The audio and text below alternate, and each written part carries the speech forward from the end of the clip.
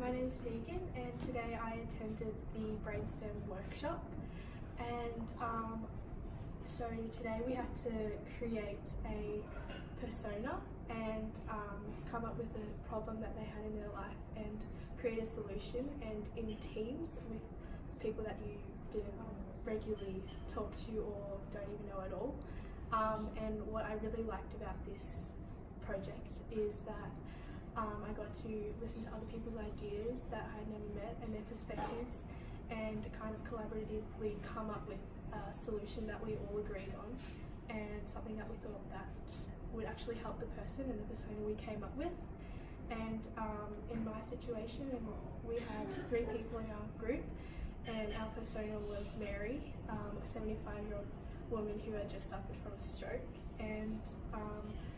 together we just brainstormed ideas and came up with a solution.